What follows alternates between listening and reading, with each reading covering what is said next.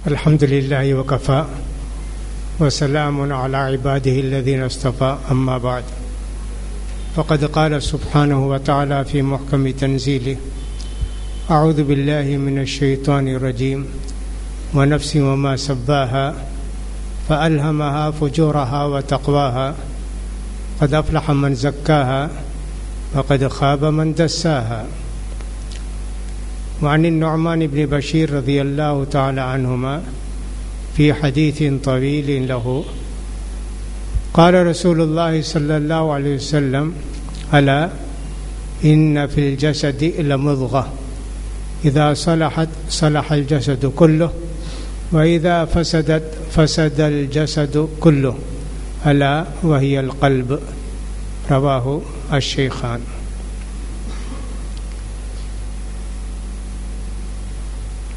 دل سب سے زیادہ اہمیت رکھتا ہے انسان کے بدن میں. دل کی صفائی اگر حاصل ہو جائے تو پورا بدن ٹھیک ہو جاتا ہے. زبان بھی، آنکھ بھی، کان بھی، ناک بھی، ساری چیزوں کو اللہ تعالی حرام سے بچاتے ہیں. دل اگر خراب ہو تو پھر آدمی حرام میں، ناجائز میں پڑ جاتا ہے.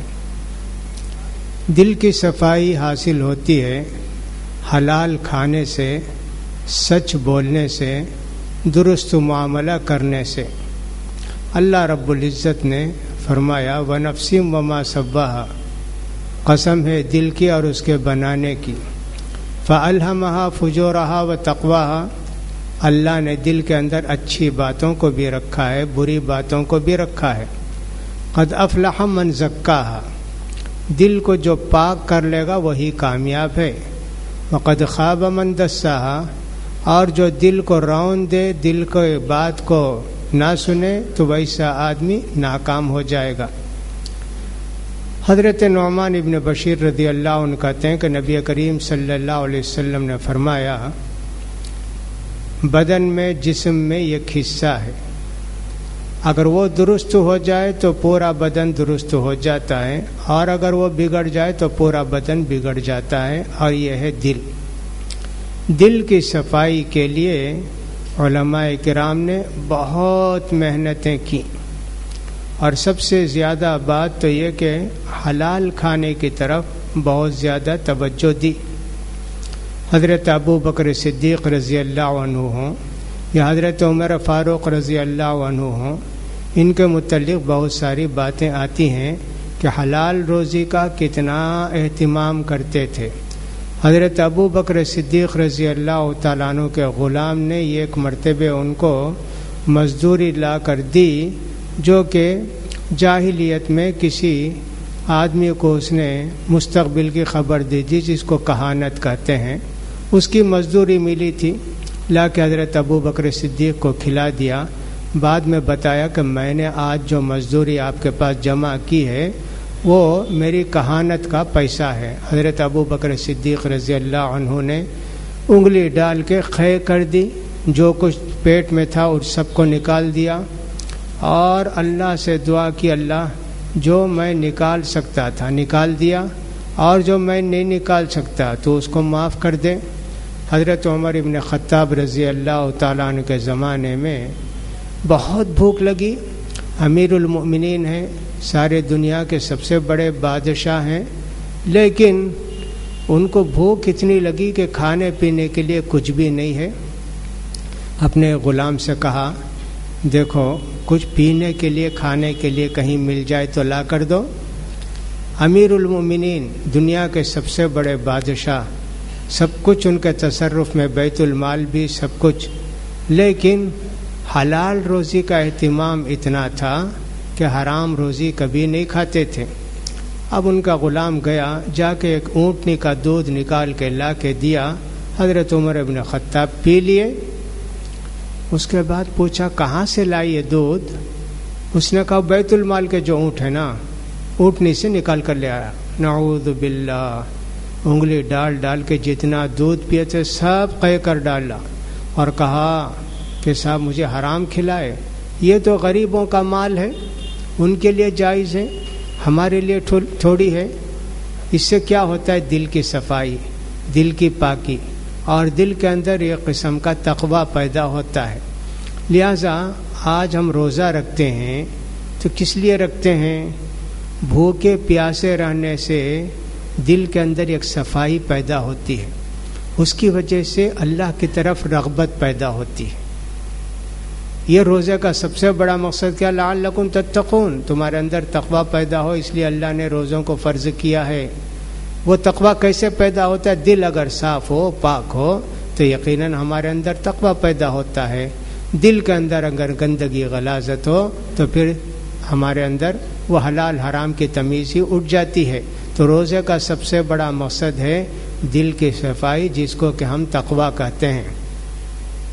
حضرت امام ابن قیم رحمۃ اللہ علیہ نے لکھا ہے کہ بھئی دل مر جاتا ہے، دل زندہ ہے، دل مرتا ہے. حضرت ابراہیم علیہ السلام کے متعلق قرآن کا اذ جاء ربہ بقلب سلیم، سالم بہترین دل اللہ کے پاس لے کر آئے. اللہ نے جو ان کو کہا سب کیا، سب کیا. اور جو مر جائے دل تو پھر اس کا تو انجام برا ہوگا. قرآن جیسی کتاب بھی اگر دل صاف ہو تو سمجھ میں آتا ہے، دل صاف نہ ہو تو قرآن بھی نہیں سمجھ میں آتا. تو 4 چیزوں سے دل مر جاتا ہے. وہ 4 چیزیں جائز ہیں، لیکن اگر حد سے بڑھ جائیں تو پھر وہی دل کو نقصان پہنچاتی ہیں. امام ابن قیم رحمۃ اللہ علیہ فرماتے 4 چیزیں کیا ہیں؟ ضرورت سے زیادہ کھانا. صحابہ اکرام کے زمانے میں ایسا تھا کہ صاحب بھوک سے کوئی نماز میں گر جاتا تھا، بھوک کی وجہ سے پریشانی ہوتی تھی. آج دنیا میں زیادہ کھانے کی وجہ سے پریشانی ہو رہی ہے. اس کھانے والوں کے لیے مختلف قسم کے ہضم کرنے والے مشروب بھی اور سب ٹیبلٹ بھی فلاں بھی یہ بھی لے کے داتے ہیں. زیادہ کھانا حلال ہے، جائز ہے، لیکن ضرورت سے زیادہ کھا لیا انسان تو اللہ کی یاد سے غافل ہو جاتا ہے، دل بگڑ جاتا ہے. اس لیے اعتدال کے ساتھ کھانا چاہیے. اللہ کے پیارے رسول فرماتے ہیں ایک مومن کے لیے کھانے کے لیے 1/3 پیٹ، پانی کے لیے 1/3 پیٹ، 1/3 پیٹ خالی رہے آسانی سے سانس لینے کے لیے. لیکن انسان جب کھا لیتا زیادہ ہے، حرص سے کھاتا ہے، تو اس کا دل خراب ہو جاتا ہے. حضرت آدم علیہ السلام نے کیا گناہ کیا؟ کھانے کا گناہ کیا. اللہ نے سب کچھ دیا تھا، کھا سکتے تھے، لیکن شیطان نے کچھ ایسا مزہ ان کو دلایا کہ اس کو کھا لو، ہمیشہ رہو گے، فلاں کرو. کھانے کے گناہ سے ان کے دل کے اندر وہ اثر ہو گیا کہ اللہ نے ان کو جنت سے نکال دیا. تو زیادہ کھانا دل کو مار دیتا ہے. زیادہ کھانے سے انسان کی صحت بگڑ جاتی ہے. کلوا واشربوا ولا تسرفوا، قرآن کہتا ہے کھاؤ پیو لیکن ضرورت سے زیادہ نہیں کھانا پینا. یہ ایک بات تو یہ بھی، یہ تفصیل کا موقع نہیں ہے. دوسری بات جس سے دل پر اثر ہوتا ہے، دل بگڑ جاتا ہے، دل خراب ہو جاتا ہے، کثرت النوم، زیادہ سونے سے بھی. صحابہ کرام اللہ کے پیارے رسول کتنا سوتے تھے؟ 8, 10, 15 گھنٹہ سوتے تھے کیا؟ اللہ اکبر. چند گھنٹے سوئے بس پوری نشاط کے ساتھ اپنا کام کرنے لگے. زیادہ سونے والے انسان کا بھی دل مر جاتا ہے، خراب ہو جاتا ہے. اس کے بعد حلال حرام کی تمیز، اچھے برے کی تمیز اس کے اندر نہیں رہتی ہے.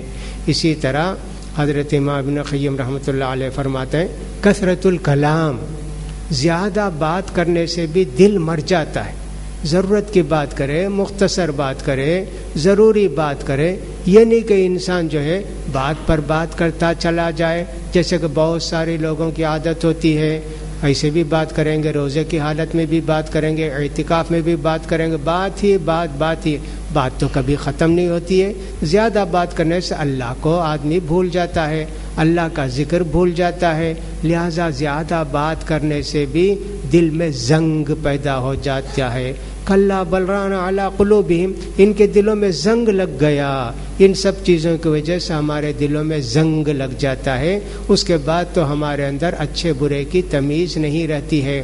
اسی طرح زیادہ دوست احباب بنانا، اللہ تعالی ہمارے لیے کافی ہے، بیوی بچے کافی ہیں، نیک لوگ کافی ہیں، لیکن بعض لوگوں کی عادت ہوتی ہے کہ اپنا سرکل دوستوں کا بہت بڑا بنا دیتے ہیں کہ صاحب اتنے دوست میرے ہیں، فلاں ہیں، سب ملیں گے، اللہ نہیں ملے گا۔ اس کی وجہ سے بھی، زیادہ دوست و احباب بنانے کی وجہ سے بھی ہمارے دل کے اندر زنگ پیدا ہو جاتا ہے۔ ان سب کا علاج کیا ہے؟ کا ذکر اللہ، اللہ کے ذکر کو لازم پکڑو تو پھر ان سب مصیبتوں سے تم جو ہے نجات پا جاؤ گے، اور پھر تمہارا دل صاف ہو جائے گا۔ جب تمہارا دل صاف ہو جائے گا تو پھر عمل بھی تمہارا قبول ہوگا اللہ کے ہاں، اور تمہاری صاف ستھرا زندگی گزرے گی۔ لہٰذا انسان کو چاہیے کہ تزکیے کی طرف خصوصی دھیان دے۔ یہ قطرہ بھی، یہ ایک لقمہ بھی اس کے پیٹ میں حرام کا نہ جائے۔ حضرت عمر ابن عبدالعزیز جب خلیفہ بنے، جتنا حرام کا مال تھا سب اٹھا کے دے دیا۔ پھر اس کے بعد ان کو ایسے اللہ نے صفائی عطا کی کہ صاحب خلیفہ اربعہ کے اندر ان کا بھی خلیفہ خامس کی طرح شمار ہونے لگا۔ اتنے نیک ہو گئے تھے کہ صاحب سب تقسیم کرنے کا، سب کچھ کرنے کے بعد، معاملات کا فیصلہ کرنے کے بعد تھوڑی دیر آ کر لیٹے۔ ان کے بیٹے نے کہا ابا آپ سوتے ہیں کیا؟ کہا نہیں بیٹے بہت تھک گیا۔ کہا کہ صاحب موت تو بہت قریب ہے، آرام کرنے کے لیے تو اللہ نے قبر میں آپ کو بہت موقع دیا ہے، ابھی جو باقی ہیں فیصلے ان سب کو کر دیجئے۔ ایسے نیک اولاد پیدا ہوتی ہے حلال کھانے سے، دل کی صفائی سے، کہ جو باپ کو بھی نیکی کی طرف راغب کرتی ہے۔ انسان کو چاہیے کہ اپنے نفس کی طرف خاص توجہ رکھے، اس نفس کو جہاں تک ہو سے دل کو صاف کرے، پاک کرے، حرام سے، ناجائز چیزوں سے، غلط کاموں سے، ادھر ادھر دیکھنے سے۔ یہ سب جو ہوگا تو ہمارے دل صاف ہوں گے۔ لہٰذا انسان کے لیے ضروری ہے کہ ان باتوں کا خیال رکھے۔ دل کی صفائی ہی مقصد ہے۔ دل جب صاف ہو جائے گا تو انشاءاللہ سارے اعمال صاف ہو جائیں گے، اللہ کی محبت دل میں پیدا ہوگی، اور صاحب اللہ کا ذکر زبان پر جاری ہوگا۔ اسی لیے قرآن مجید میں دل کے تعلق سے بہت باتیں کہیں۔ کہا لہم قلوب لا یعقلون بہا، اللہ نے دل سب کو دیا ہے، لیکن یہ کافر اپنے دلوں کو استعمال نہیں کرتے ہیں۔ سوچنے سمجھنے کی طاقت اور قوت اللہ نے دل کے اندر رکھی ہے، لیکن انسان اس دل کو ضائع کر دیتا ہے تو پھر حیوانوں میں شمار ہونے لگتا ہے۔ اسی لیے اللہ تعالیٰ نے کہا اولئک کالانعام بل ہم اضل، یہ لوگ جن کو دل دیا، اللہ نے آنکھ دی، کان دیا، اس کو استعمال نہیں کرتے ہیں سیدھا، تو کیا ہوگا؟ یہ جانوروں میں شمار ہونے لگیں گے۔ اس لیے انسان کو چاہیے کہ دل کی صفائی کی طرف خصوصی توجہ دے، اسی کی وجہ سے انشاءاللہ زندگی میں خیر و برکت ہوگی۔ اللہ سے دعا کہ اللہ تعالیٰ ہم لوگوں کے دلوں کو صاف کرے، تزکیے کی توفیق دے، اللہ تعالیٰ ہمارے اعمال کو قبول کرے، کتاب و سنت کے مطابق ہر عمل کو کرنے کی توفیق نصیب فرمائے۔ وآخر دعوانا الحمدللہ رب العالمین۔